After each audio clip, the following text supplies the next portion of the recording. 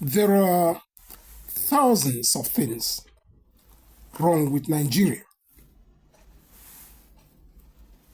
but I don't really want to go into Nigerian government and all that stuff.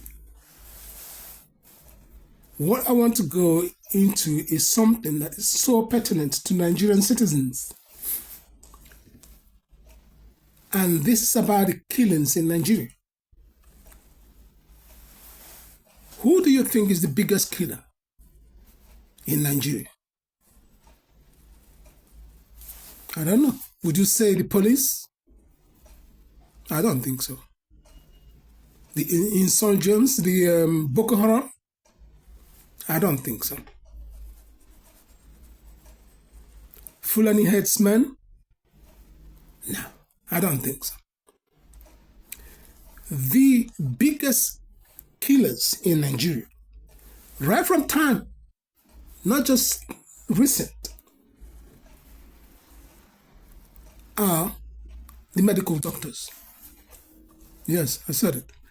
The medical doctors in Nigeria are the biggest killers. They work with impetus. Nobody asks them any question. I mean, you can walk into any hospital in Nigeria with common appendicitis and die. And no question, there is no autopsy. There is no question. And the funniest thing is that even from the rich people, you would think they would take the doctors to court or anything. They don't. They seem to have this, I don't know. Everybody in Nigeria seems to, I mean, these medical doctors are like semi-gods, you know. They don't care. They don't give a shit. You don't ask them what is wrong. You provoke them. You annoy them when you ask them questions.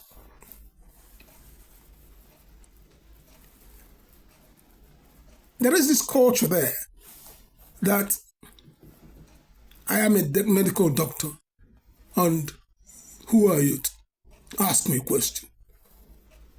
Don't get me wrong.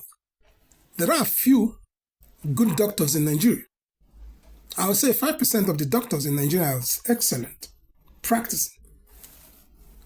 But 95% of them or more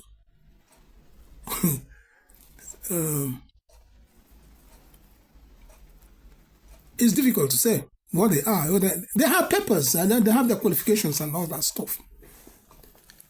The worst thing you can do is to check into a private hospital in Nigeria run by a single individual or two of them. If you don't have a team in that hospital, don't go there. You are more likely to die. I mean, there you can see somebody, a doctor who is a dermatologist, for Christ's sake. He doesn't, if you come with a kidney problem, he doesn't say, oh, go there, or go there. He takes you on, not knowing what your problem is. Trial and error. You might spend like 2-3 weeks there and you still have the same problem. And then in the long run, you take away your client from there, take them to another hospital, and then they find out that you have kidney problem there. All the money you have spent in the previous hospital, you can't recoup. And the damn thing is not easy. It's not cheap at all. I mean, if you live abroad, yeah, I want you to watch what the government in Nigeria does. They don't step into those hospitals. If you want to travel, make sure you get your medical insurance. They are as cheap. They are very, very cheap. That way, you might insist in going to see the best hospital. I mean, they call them the best, but honestly, when you go there, the people holding the hospital together, it's only 5% of the medical doctors there. The rest, I don't know how to describe these people. They are not qualified. The way they walk, the way they, if you see them doing their job, I mean, hygiene, I mean, it is incredible. They are the biggest killer.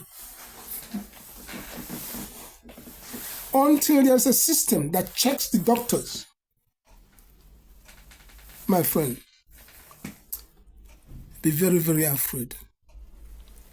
They will kill you silently. They are I call them the silent killing machines. Nobody asks them any question. You go there, the first thing they do is stick a needle into your hand, the cannula, and start giving you glucose or alkaline. For Christ's sake, all you had is appendicitis, You can still drink water, you can still take tablets orally, but they're sticking something, just pretend like they're doing something, and they charge you for all those things. They are criminals with license, and they are killers with license.